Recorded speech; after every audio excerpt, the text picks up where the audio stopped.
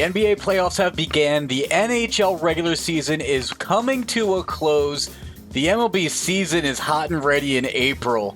And we nearly had a perfect game on Wednesday night. Clayton Kershaw got pulled in the seventh.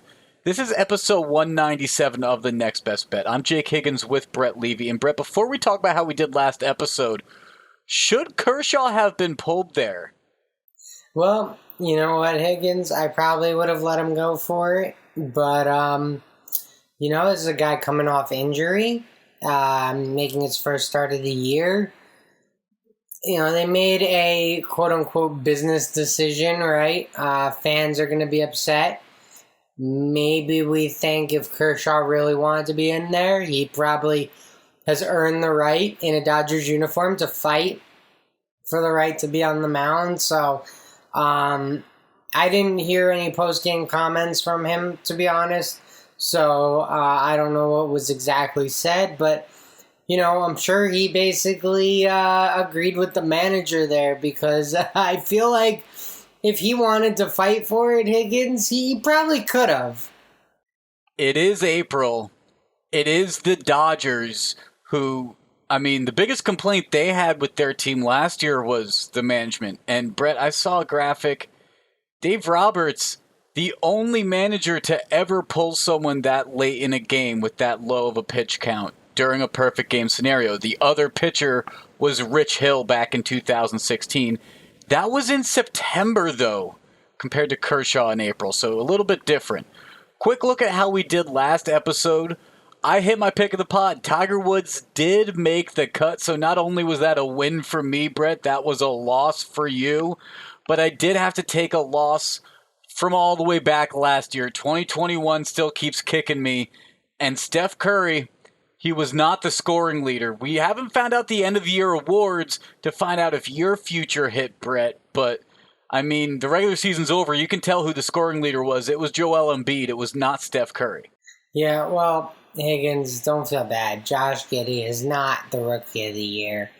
Probably going to be, I guess shouldn't say probably, but appears like it could be Evan Mobley.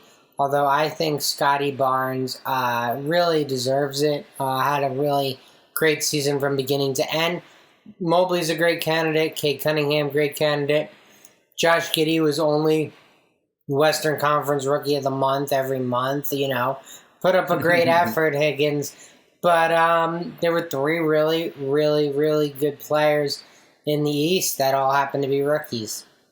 Absolutely, and we're going to talk more about those NBA end-of-the-year awards a little bit later in our NBA segment. Real quick, before we get into our picks, let's talk about our Beginner's Boulevard. Trot back to an old tried-and-true favorite term, the run line. And Brett, it is baseball season. We could have talked about this last episode with the season kicking off.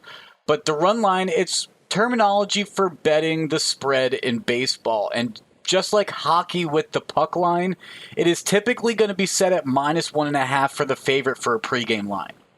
Yeah, I think you summed it up pretty well there, Higgins, and obviously an important term for the next few months here as baseball will be what we're talking about in the summer, Higgins, day in and day out, waiting for football season to come. And look, we're all excited because we've got a ton going on in the NBA right now with the playing games. The NHL season's still underway. Higgins, they're not even in the postseason yet, but we know when June rolls around, it's baseball, baseball, baseball. So getting familiar with the run line early is important.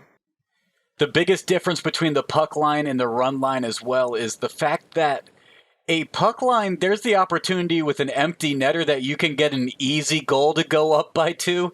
There's not really the equivalent of that in baseball, I guess. You can't really intentionally give an intentional home run away. You can intentionally walk someone, but you can't give away an intentional run. Yeah, it's hard to give an intentional run.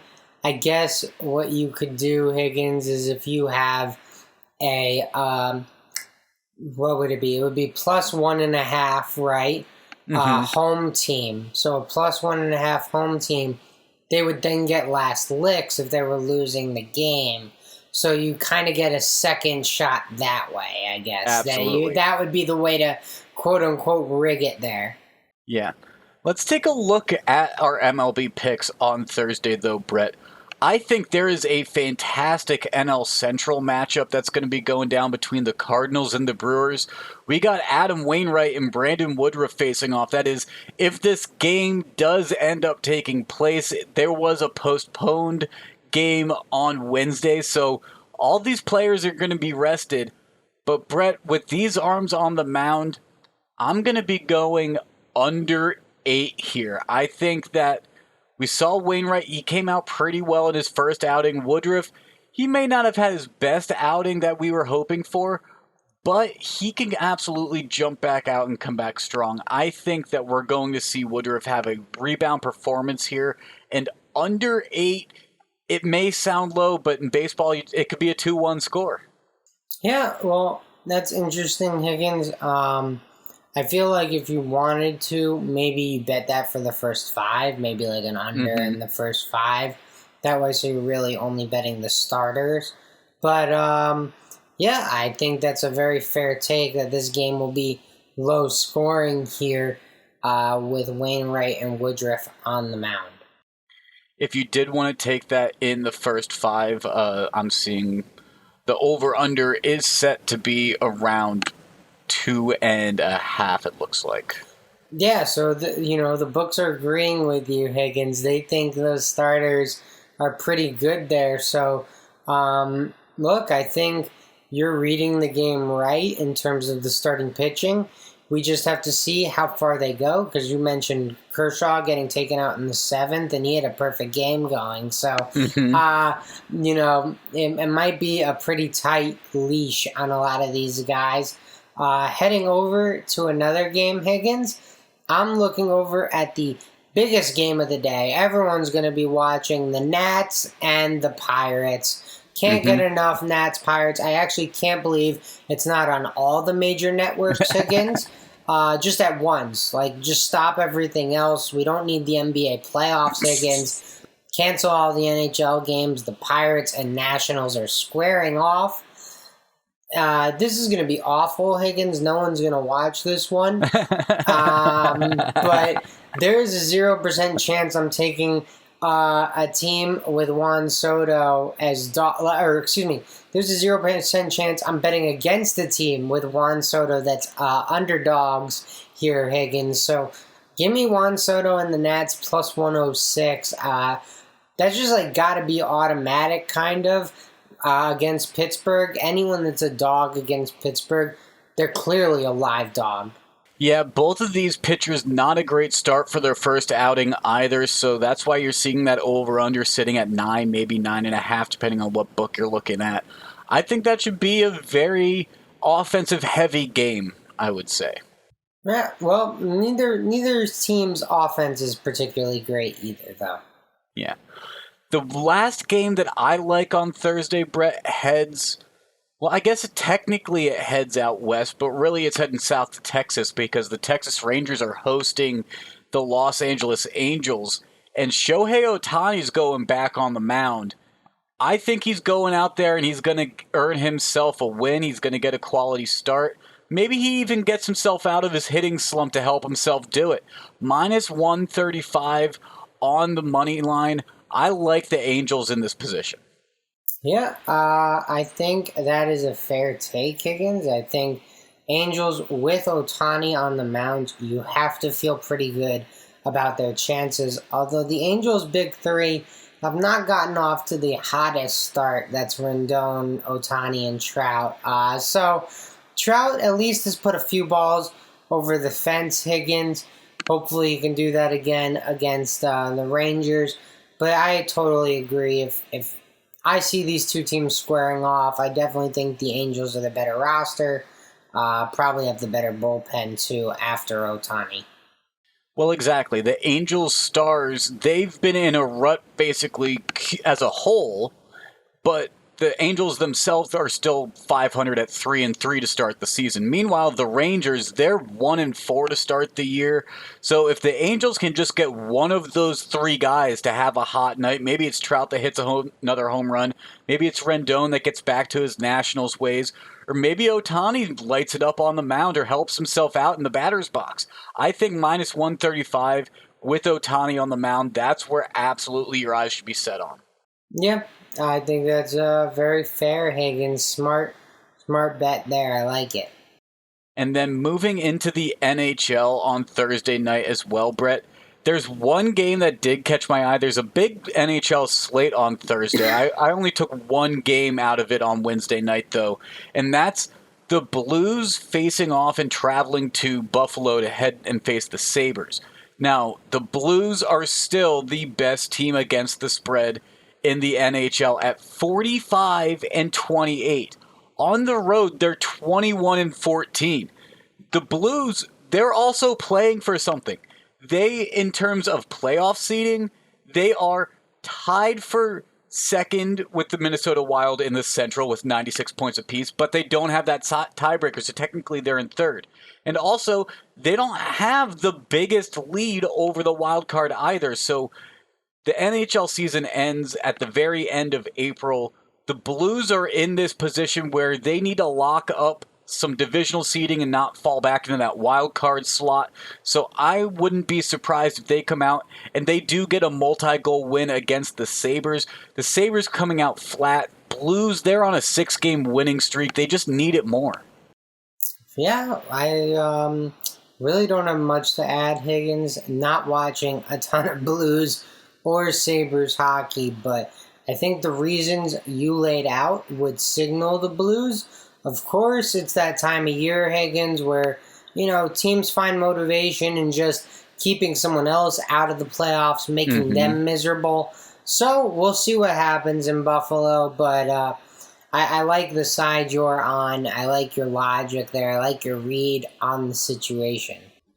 Just don't tell your fiance I'm betting against Buffalo. Oh, she's already... You should hear the banging on the door, Higgins. She is coming for you. All right. Well, I said we were going to talk more about NBA End of the Year awards. And before we talk about the picks for the NBA playoffs that we have for this upcoming weekend, because that's really the games that we have to talk about, and the one starting on Saturday. Brett, before we get to those, futures odds, you hinted a little bit at the Rookie of the Year with how strong the candidates are out of the East, that even though Josh Giddey performed so well and was the clear-cut Western Conference Rookie of the Year, he's probably not going to win the overall NBA Rookie of the Year. What about these other awards? It looks like some of these, they're down to either just being one-man races or two-man races. Yeah, I guess you're right, Higgins. I think MVP, pretty interesting here. There's an Embiid camp. There's a Jokic camp. I'm sure Which there's camp a group. are you? I'm sure there's a group for Ja too. Giannis, right? There's a few names. For me, Higgins, I think what Nikola Jokic had to do for Denver to be successful this year, not to take away from Joel Embiid, right? No center has led the league in scoring since Shaquille O'Neal. So It's been a while since Shaq retired, and it's been even longer since he led the league in scoring. So, I don't know the exact, maybe it was like 01, 2000, like right around there. It was his first or second year with the Lakers. Yeah. And, it was like, obviously that's a huge deal. He's the best player on his team. Arguably the best player on the floor night in and night out, unless he's going up against Kevin Durant, Higgins. But I think Jokic carrying the Nuggets, being the true, really only guy who's an all-star on that roster right now. Jamal Murray, great player, injured all season. Michael Porter Jr., not many games with him in the lineup this year. So, they traded for Aaron Gordon last year at the deadline. He's a nice role player, Higgins, but not like a true number 2 superstar type. So that's why I lean Jokic. But I think there's a number of good candidates. And, some people are saying Devin Booker as well from Phoenix, obviously best record in the league. He was their best player this year. Chris Paul missing some time there towards the end of the year. So, lots of good guys. And I understand why some people are throwing out Devin Booker's name, John Morant's name. To me, it's really a big man's discussion, though. It's Jokic, Embiid, and if you want to be ambitious, you can throw Giannis in there, but I don't think he's really gotten the attention and he's had too much support around him that it's really going to be between Embiid and Jokic. And personally, I'm in the Embiid camp because I don't think that it should discredit him from the MVP race that the Sixers got Harden and suddenly he didn't have to be their entire offense like he was all year. He still was able to put up the numbers that he was putting up before they got Harden. He just didn't have to necessarily be as flashy and be the only show for it. So I think it's Embiid's MVP personally, but I do see that I'm in the minority. Before but all these books closed out their finals odds, I did grab an Embiid MVP prop at plus 275. It had Jokic at a minus 300 favorite, I believe. But I think it's going to be really down between those two. And it's part of the context that I have for my NBA picks, Brett, because I didn't pick any individual games from Saturday. I picked series winners from the opening series. And one of those is the Warriors-Nuggets series. And the Nuggets at plus 180, I don't understand how you can be picking an MVP off of a team that's going to be a first-round underdog. And I think if he's going to be in the MVP conversation, if he does very well potentially win it like he's the favorite to do now, then the Nuggets better win their first round. So plus 180, I'm grabbing them against the Warriors, who have struggled with Clay coming back, who have struggled with James Wiseman and injuries, and I don't know if Steph Curry can carry them. I bet on Steph Curry to be the league leader in scoring, and he didn't do that for me. I don't know if I can back the Warriors in playoffs right now. Yeah, well, Steph's status uncertain for Saturday, which will be the first game of the series. He's recovering from a foot injury, Higgins, so we don't even know what Steph will look like when he's out there, although I'm sure he'll look pretty dang good. But yeah, that's why people are liking the Nuggets here at that price. So I can't say I blame you for taking your shot. You've got Jokic going up at plus 480. Doesn't need to win every game, Higgins. Just needs to win 4 of 7. So, can't say I hate the bet. Don't love the bet either. I think it's a popular dog play, Higgins. So, sometimes, with popular dogs, it turns the other way and everyone looks silly. But I think everything you said about Nikola Jokic being a great player, the question marks being there for the Warriors, I think that's all really relative, and it's why a lot of bettors out there are taking the Nuggets in this series. I think it's going to be an interesting series, too. I don't think it's going to be very quick on either side. I think it could be a 6 to 7 game series, depending on who wins this. And if you look at last year and the way the Nuggets were able to beat Portland and were really able to outscore Damian Lillard and CJ McCollum's duo of a shooting tandem, it was through Jokic, who was the top scorer in every single game of that opening series. I think that's what they're going to have to do again. They're going to have to make it big man's ball. And the Warriors, James Wiseman's not big enough to deal with Nikola Jokic. Jokic is going to just take advantage of that matchup all series, I think. Yeah, well, I mean, it doesn't matter, but I wouldn't even expect Wiseman to play a minute. Exactly, yeah. But I'm also betting on another series, Brett, because, like I said, I'm not going to be betting on any of the individual games as of now.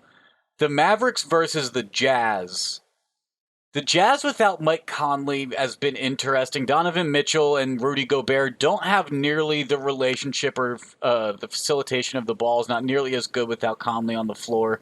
And the Mavs, they have had a history of not making it out of the first round so far. So this is an interesting matchup for me to look at. But I think this is where Luka takes that next step in his NBA story. Everyone looks at him to be a superstar.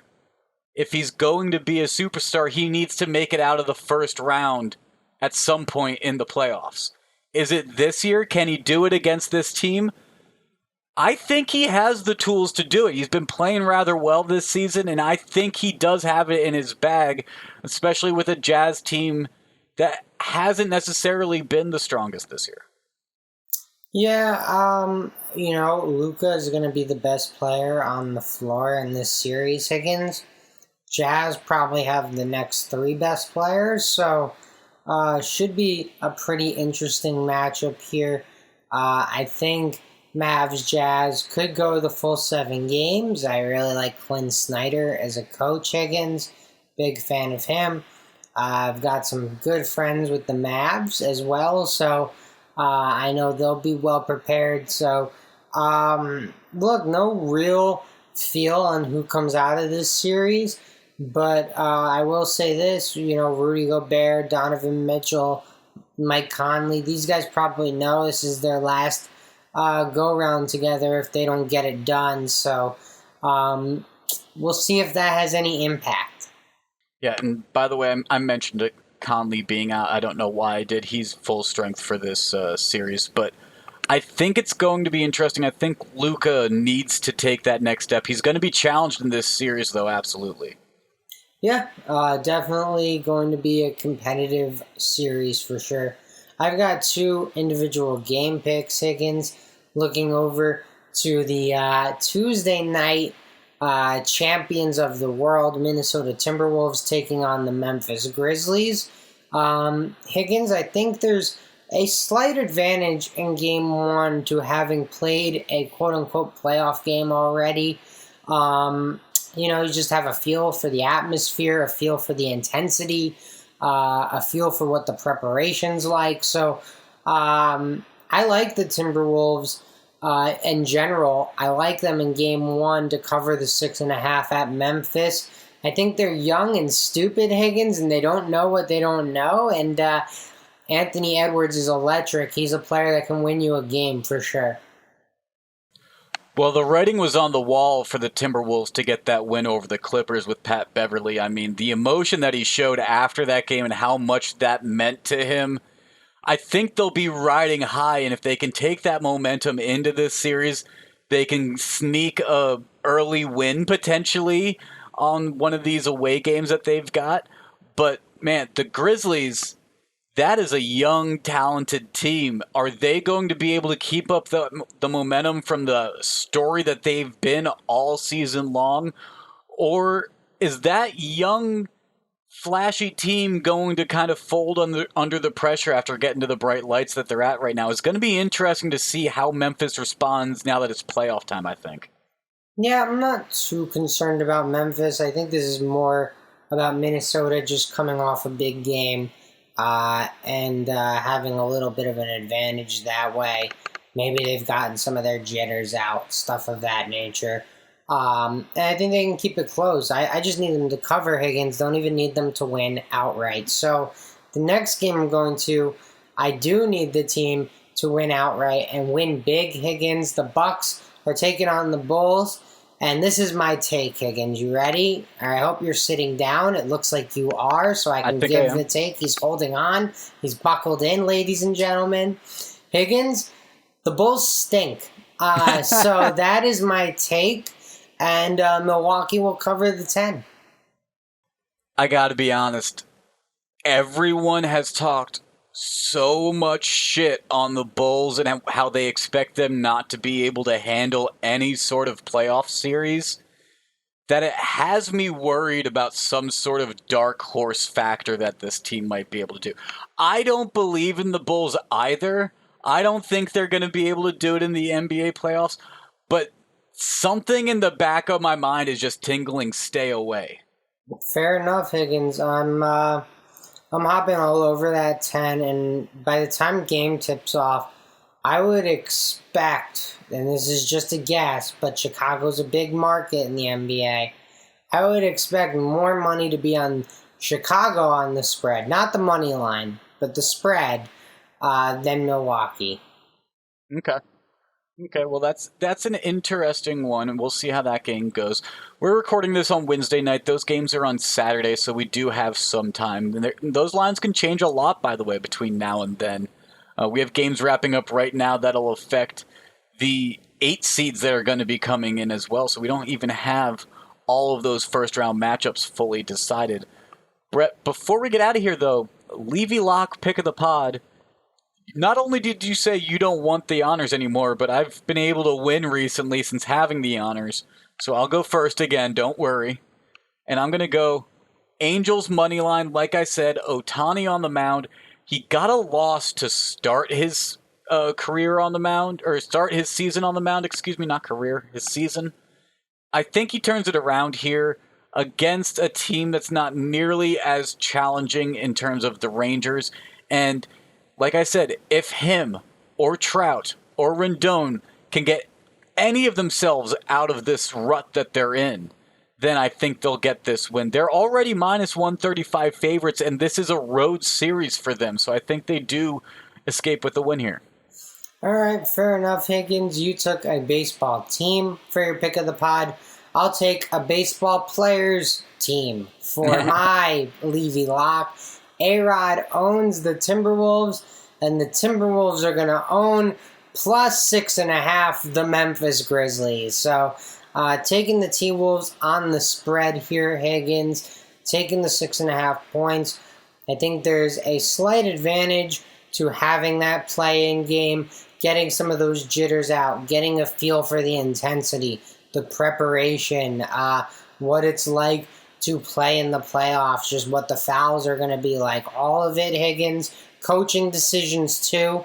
So I think the Wolves will keep this one pretty close here. I agree, especially playing a young team like the Grizzlies that might be walking in the playoffs feeling this is a little different than the regular season. It'll be interesting. NBA playoffs, you can tell the vibe is already fully changed. We've had a fantastic week, though, Brett. I mean, last week was the Masters, and if golf wasn't your thing, there was a great UFC card on Saturday night that literally led right up to the Formula One race in Australia that was going on. It was hard to be able to tear myself from the TV to go to bed on Saturday night. We had March Madness right into the Masters. Now we got the NBA playoffs. You were talking about the dog days in the summer for baseball. I don't see it slowing down anytime soon, though.